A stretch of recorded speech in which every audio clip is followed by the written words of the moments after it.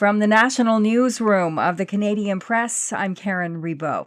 A French 1960s sex symbol who became one of the greatest screen sirens of the 20th century and later a militant animal rights activist has died.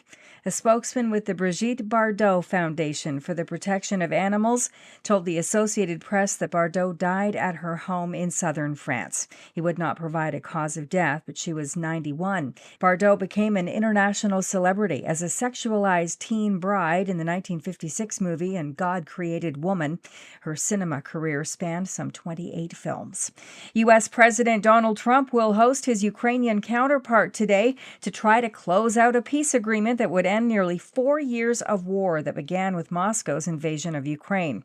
Trump and Volodymyr Zelenskyy will meet at Mar-a-Lago, Trump's private club in Palm Beach, Florida, where he's spending the holidays. Here's reporter Marcus Moore. Now, there are two key elements to pay close attention to. What kind of security guarantees are they able to establish? And how will occupied land be handled? President Zelenskyy is offering up the idea of a demilitarized buffer zone in the Donbas region, which is in the eastern part of Ukraine. But previously, Russia has indicated that it wants Ukraine to cede all of that territory, even land that Russia doesn't control. En route to Florida yesterday, Zelenskyy stopped in Halifax, where he met with Prime Minister Mark Carney. Both men condemned Russia's latest drone and missile attacks on Kyiv.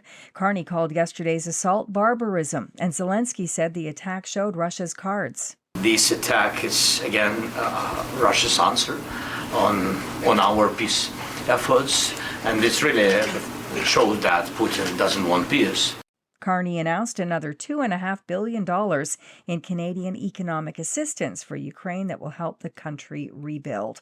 And Canadian travelers face more potential labor disruptions at airlines in 2026 on the heels of a year and a half of unrest. Western University professor Geraint Harvey says unusually long 10-year deals inked roughly a decade ago ensured stability at the time, but he says they led to recent friction between airline unions demanding big gains amid inflation and companies still struggling to recover from the pandemic. One of the issues which, is certainly exacerbating the situation is the length of these contracts. 2015 to 2025, so much is going to change that invariably going to encounter some problems over that period of time. Strikes from Air Canada flight attendants and WestJet mechanics halted operations at the country's two biggest airlines since June, and the threat of job action from pilots at WestJet and Air Transat further snarled operations.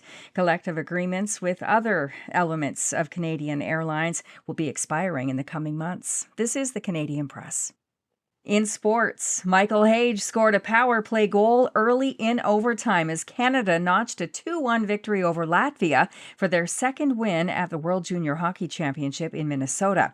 The Montreal Canadiens prospect blasted a one-timer off a pass from Gavin McKenna. Pretty cool. Happy I could help us get a win. It was a good pass by Gavin. Next up for Canada, atop Group B, is Denmark on Tuesday. In the NHL, Matt Boldy's second goal in overtime lifted Minnesota to a 4-3 win over the Winnipeg Jets. The Calgary Flames notched a 3-2 win over the visiting Edmonton Oilers. The Toronto Maple Leafs got past the Ottawa Senators 7-5, and the Vancouver Canucks lost to San Jose 6-3. In the NFL Saturday, Derrick Henry rushed for 216 yards and had 4 touchdown runs as the Baltimore Ravens beat the Green Bay Packers, and the Houston Texans beat the LA Chargers for their 8th win in a row and clinched a playoff berth. From the Canadian Press, I'm Karen Ribot. Thanks for listening. Don't forget to follow and subscribe. For more of today's top stories, visit thecanadianpressnews.ca.